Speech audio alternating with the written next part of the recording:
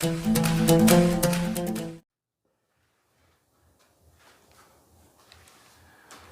हिंद दोस्तों, मेरा नाम है वेदश्री त्रिवेदी और आज अपने इस वीडियो में हम लोग देखेंगे टाइप्स ऑफ अकाउंटिंग, लेखांकन के प्रकार। तो इसमें हमने पहले से नोट कर रखा है, ये 9 टाइप के लेखांकन हैं। ये वो 9 टाइप की अकाउंटिंग है जो आज की जा रही है। तो हम लोग एक एक करके इनके विषय में जानेंगे कि ये कौन सी अकाउंटिंग है और इसमें किस अकाउंटिंग में क्या किया जाता है। तो चलिए बिना किसी विलंब के हम लोग स्टार्ट करते हैं और पहले नंबर पर देखते हैं फाइनेंशियल अकाउंटिंग, जिसको हिंदी में कहते हैं वित्तीय लेखांकन। वित्तीय लेखांकन का तात्पर्य व्यवसाय की उस प्रमुख लेखांकन से है जिसमें व्यवसाय से संबंधित समस्त वित्तीय व्यवहारों का लेखांकन निश्चित सिद्धांतों पर किया जाता है। इसे ही कहते हैं वित्तीय लेखांकन। ठीक है ना। यहाँ पर जितने भी फाइनेंशियल ट्रांजैक्शन होते हैं वो सब के सब लिखे जाते हैं। अगर आपसे पूछा जाए व्यवसाय की सबसे महत्वपूर्ण लेखांकन कौन सी है, तो हम लोग का आंसर होगा फाइनेंशियल अकाउंटिंग है। सबसे इंपॉर्टेंट कौन? Financial accounting. ठीक है ना। और ये अनिवार्य रूप से सभी व्यवसायों में रखनी होती है। आगे चलें, कॉस्ट अकाउंटिंग। लागत लेखांकन सिर्फ उन व्यवसाय के लिए महत्वपूर्ण होता है जो निर्माणी संस्था के रूप में काम कर रहे हैं, अर्थात जो किसी वस्तु का उत्पादन के संदर्भ में काम कर रहे हैं, ये लेखांकन उनके लिए महत्वपूर्ण होता है। इस लेखांकन में उत्पादित की जाने वाली सामग्री की कुल लागत और प्रति इकाई लागत को निर्धारित करने के लिए जो लेखांकन किया जाता है उसे लागत लेखांकन कहा जाता है। तो ये सिर्फ उनके लिए महत्वपूर्ण होता है जो निर्माणी संस्थान के रूप में काम कर रहे हैं। ये जो कॉस्ट अकाउंटिंग है ये फाइनेंशियल अकाउंटिंग की सहायक बुक होती है। ये जितनी भी इंफॉर्मेशन लेती है वो सब की सब फाइनेंशियल अकाउंटिंग से ही लेकर के आती है। आगे चलें, मैनेजमेंट अकाउंटिंग, प्रबंध लेखांकन। प्रबंध लेखांकन के लिए एक लाइन में कह सकते हैं, प्रबंध लेखांकन वित्तीय लेखांकन का प्रबंधकीय दृष्टिकोण से विश्लेषण है। ठीक है, ये एक लाइन में कह सकते हैं। जो प्रबंध लेखांकन है, मैनेजमेंट अकाउंटिंग है, ये वित्तीय लेखांकन का प्रबंधकीय दृष्टिकोण से विश्लेषण है। अर्थात मैनेजर्स के डिसीजन मेकिंग के लिए की जाने वाली अकाउंटिंग को मैनेजमेंट अकाउंटिंग कहते हैं। देखिए जो मैनेजर्स है ना, मैनेजर्स का मेन फंक्शन क्या है? तो प्लानिंग। पहला कार्य और प्राथमिक कार्य क्या है? प्लानिंग करना। तो प्लानिंग तथ्यात्मक की जाती है, हवा में नहीं की जाती है। तो वो तथ्य कहाँ से आएंगे? पहले उनकी अकाउंटिंग की गई होगी तभी तो वो सूचनाएं मिलेंगी। तो डिसीजन मेकिंग के लिए जितनी भी अकाउंटिंग की जाती है उसको क्या कहा जाता है? मैनेजमेंट अकाउंटिंग कहा जाता है। ये मैनेजमेंट अकाउंटिंग भी अपनी पूरी की पूरी इंफॉर्मेशन कहाँ से लेके आती है? फाइनेंशियल अकाउंटिंग से लेके आती है। तो इसकी भी जो मेन बुक है वो फाइनेंशियल अकाउंटिंग ही है और ये उसकी सहायक बुक है जो मैनेजर्स के डिसीजन के लिए इसमें अकाउंटिंग अलग से की जाती है। चलिए, गवर्नमेंट अकाउंटिंग क्या है? सरकारी लेखांकन। अरे जो हालत यहाँ पर व्यवसाय की है, व्यवसाय के आय और व्यय का निर्धारण करने के लिए अकाउंटिंग की जाती है, उसको कहते हैं फाइनेंशियल अकाउंटिंग। ऐसे ही सरकार को पूरे देश के आय और व्यय का निर्धारण करना होता है। इसको और भी नामों से जानते हैं, जैसे इसे कह सकते हैं सामाजिक लेखांकन, राष्ट्रीय लेखांकन। ठीक है ना, ये सभी नामों से इसको पुकार सकते हैं। ये गवर्नमेंट अकाउंटिंग। तो जब यही काम गवर्नमेंट करती है, जैसे ये व्यवसाय में किया जाता था, तो उस लेखांकन को कहा जाता है गवर्नमेंट अकाउंटिंग। और गवर्नमेंट अकाउंटिंग करती है तो क्या करती है? बजट बनाती है, एनुअल बजट बनाती है ना, जिसे संसद द्वारा पारित कराया जाता है, पास कराया जाता है। तो वो जो बजट बनाया जाता है वो भी तो अकाउंटिंग के आधार पर ही बनाया जाता है। तो ये काम सरकार के अंडर आता है, इस वजह से इसको क्या कहा जाता है? सरकारी लेखांकन, गवर्नमेंट अकाउंटिंग। और आगे चलें तो फिर गवर्नमेंट अकाउंटिंग के बाद आ गया टैक्स अकाउंटिंग। देखिए टैक्स लगाने के लिए वैसे तो जो महत्वपूर्ण बुक है वो फाइनेंशियल अकाउंटिंग है।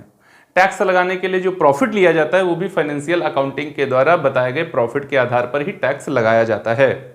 लेकिन कुछ मामलों में ये पाया जाता है कि इन टैक्स के लिए अकाउंटिंग और फाइनेंशियल अकाउंटिंग, इन दोनों में बहुत बड़ा अंतर है। क्योंकि फाइनेंशियल अकाउंटिंग की जो डेप्रिसिएशन की रेट्स हैं, जो रिलैक्सेशन हैं, जो एडजस्टमेंट हैं, वो कुछ अलग हैं, जबकि उन्हीं संपत्तियों पर डेप्रिसिएशन कुछ अलग ही दरों से इनकम टैक्स अलाउ करता है। तो फिर दोनों की टैक्स रेट में डिफरेंस आ गया, है ना। और टैक्स रेट अगर डेप्रिसिएशन, दोनों की डेप्रिसिएशन रेट में डिफरेंस आ गया, और इस डेप्रिसिएशन के जो रेट में डिफरेंस है ये प्रॉफिट में डिफरेंस क्रिएट कर देगा, है ना। तो अगर इसके अकॉर्डिंग अकाउंटिंग नहीं की गई तो या तो टैक्स ज़्यादा लग जाएगा या तो टैक्स कम लग जाएगा। तो सही और उचित टैक्स लगे, इसके लिए जो अकाउंटिंग की जाती है उसको क्या कहा जाता है? टैक्स अकाउंटिंग कहा जाता है, कर लेखांकन कहा जाता है। और आगे चले, इन्फ्लेशन अकाउंट। मैंने आपको बताया था, जब मैंने आपको कॉन्सेप्ट में कॉस्ट कॉन्सेप्ट पढ़ाया था, लागत अवधारणा पढ़ाई थी मैंने, तो बताया था कि जब किसी संपत्ति को खरीदा जाता है तो उसको बुक्स में हिस्टोरिकल कॉस्ट पर दिखाया जाता है। हिस्टोरिकल कॉस्ट क्या होती है? जिस मूल्य पर संपत्ति को खरीदा गया उसमें उसका फ्रेट, एस्टेब्लिशमेंट, कैरिज, ये सब जोड़ दो, जो लागत आए उसे हिस्टोरिकल कॉस्ट, ऐतिहासिक लागत कहा जाता है, और उसी पर उसे दिखाया जाता है। मान लो किसी संपत्ति को खरीदा गया और उस समय उसका मूल्य था कितना? 2 लाख रुपया। लेकिन आगे समय में 2 साल बाद इन्फ्लेशन आ गया, मुद्रा स्फीति हो गई। मुद्रा स्फीति में क्या होता है? मुद्रा स्फीति में क्या होता है? वस्तुओं के मूल्य बढ़ जाते हैं और मुद्रा की क्रय शक्ति घट जाती है। लोगों के पास पैसा ज़्यादा आता है। कैसे आता है ये मैं आपको इन्फ्लेशन डिफ्लेशन का अलग से एक वीडियो दूंगा, उसमें बताऊंगा। लेकिन इन्फ्लेशन में होता क्या है? मार्केट में पैसे का प्रवाह बढ़ जाता है, लोगों के पास पैसा ज़्यादा हो जाता है, खरीदारों की संख्या बढ़ जाती है, और खरीदारों की संख्या बढ़ने की वजह से चूंकि सप्लाई उसी लेवल पे बनी रहती है और डिमांड ज़्यादा हो जाती है तो वस्तुओं के मूल्य बढ़ जाते हैं। तो जो वस्तु हमने 2 लाख रुपए में पहले से खरीद रखी है उसका मूल्य मान लो हो गया 1 लाख रुपए बढ़कर के कितना? 3 लाख रुपए। अब हमने तो उसको हिस्टोरिकल कॉस्ट 2 लाख पे दिखा रखा था, लेकिन आज उसका वैल्यू हो गया है 3 लाख रुपए। अगर उसको मैंने अपनी बुक्स ऑफ अकाउंटिंग में सही से एडजस्ट नहीं किया तो 1 लाख रुपए हमारा ऐसे ही जाएगा जिसका हम लेखांकन नहीं कर पाएंगे। और फिर मैंने आपको कन्वेंशन पढ़ाई थी, यथार्थता की परंपरा, है ना।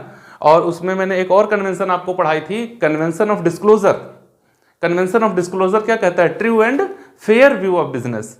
व्यवसाय का उचित चित्र ही प्रस्तुत किया जाए। तो ये 1 लाख रुपए अगर हमारा ऐसे ही गया, इसको हमने शो नहीं किया, तो फिर उचित व्यू कहाँ से आएगा?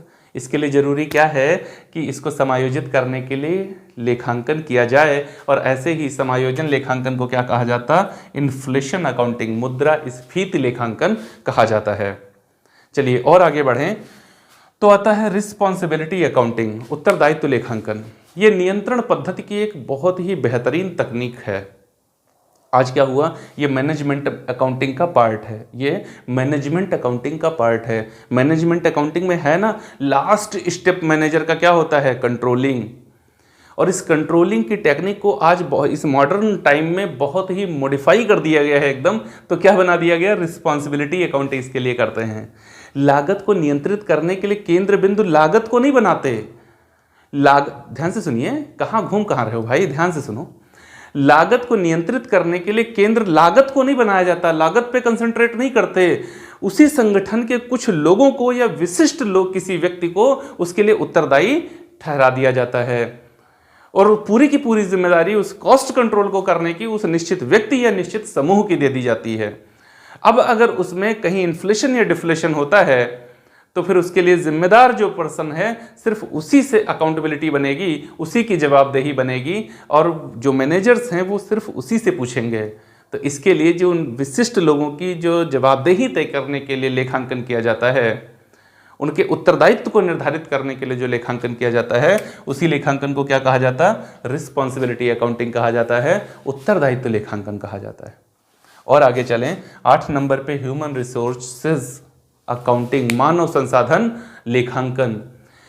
आज के समय में जिस तरीके से मशीन और अन्य संपत्तियां व्यवसाय के लिए लाभार्जन के लिए काम कर रही हैं, संपत्ति के लिए मैंने आपको बताया था ना, मूर्त और अमूर्त वह सभी संसाधन जो व्यवसाय में लाभार्जन के लिए प्रयोग किए जा रहे हैं वो संपत्ति होती हैं। तो उसी मूर्त और अमूर्त संपत्ति और दायित्व की तरह आज के समय में मनुष्यों को भी ट्रीट किया जा रहा है, और उनके लिए भी अलग से विशिष्ट लेखांकन किया जा रहा है। उनके मूल्यों का भी निर्धारण किया जा रहा है, उनको भी वेतन दिया जाता है ना, उनको भी मजदूरी दी जाती है, उनके भी कल्याण के लिए योजनाएं लाई जाती हैं, ठीक है ना। तो फिर इन पर भी तो खर्च हो रहा है, इन पर भी तो खर्च हो रहा है। उस खर्च का निर्धारण करने के लिए जो लेखांकन किया जाता है उसे कहा जाता है ह्यूमन रिसोर्सेज अकाउंटिंग, मानव संसाधन लेखांकन। और सबसे लास्ट में चलें, सोशल अकाउंटिंग, सामाजिक लेखांकन। समाज और व्यवसाय एक दूसरे के पूरक हैं।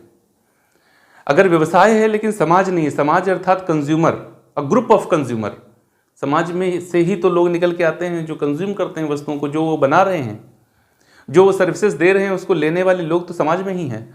अगर समाज को हटाइए तो ये सर्विसेज किसके लिए प्रोवाइड की जाएंगी, ये वस्तुएं किसके लिए बनाई जाएंगी? तो व्यवसाय बेकार। समाज के ना होने पर व्यवसाय का कोई महत्व तो नहीं है, लेकिन समाज है व्यवसाय नहीं है तो भी काम नहीं चलने वाला है ना। तो ये एक दूसरे के पूरक हैं। व्यवसाय की वृद्धि में समाज का महत्वपूर्ण योगदान है, तो जिसका भी योगदान होता है उसको उसका हिस्सा मिलता है, जिसे प्रतिफल कहते हैं, पारितोषिक कहते हैं। तो समाज को पारितोषिक कैसे मिलेगा? तो ये जो व्यवसायिक संस्थान है ना, ये समाज के लिए भी तो काम करते हैं। हॉस्पिटल्स निर्माण कराते हैं, कॉलेजेस का निर्माण कराते हैं, पेयजल की व्यवस्था कराते हैं, तो ये समाज के लिए कराते हैं ना। और भैया जो दिखता है वो बिकता है। समाज के लिए आप कर कितना रहे हैं ये महत्वपूर्ण साथ ही इतना ज़्यादा नहीं है, अगर आप उसको दिखा नहीं पाए कि हमने किया क्या है। आजकल होता है ना, करेंगे थोड़ा दिखाएंगे इतना सा, है ना। तो वही चीज़ आती है सोशल अकाउंटिंग में। समाज के लिए जो कुछ भी व्यवसाय कर रहा है, व्यवसाय द्वारा उसे समाज को दिखाना भी है कि हमने ये और ये चीज़ें समाज के लिए की हैं। तो समाज को दिखाने के लिए और समाज के हित के लिए व्यवसाय के द्वारा जो भी कार्य किए जाते हैं उनका लेखांकन करने के लिए जो लेखांकन किया जाता है उसे क्या कहा जाता है? सोशल अकाउंटिंग कहा जाता है, सामाजिक लेखांकन कहा जाता है। तो ये वो 9 तरीके की अकाउंटिंग है जो आज हमारे सामने है और इसको किया जा रहा है। उम्मीद है ये अकाउंटिंग का सेशन आपको पसंद आया होगा। यदि ये वीडियो आपको अच्छा लगा तो इसे लाइक जरूर कीजिए और अपने दोस्तों के साथ इसे साझा भी कीजिए। वीडियो को पूरा देखने के लिए आप सभी का बहुत बहुत धन्यवाद। जय हिंद दोस्तों।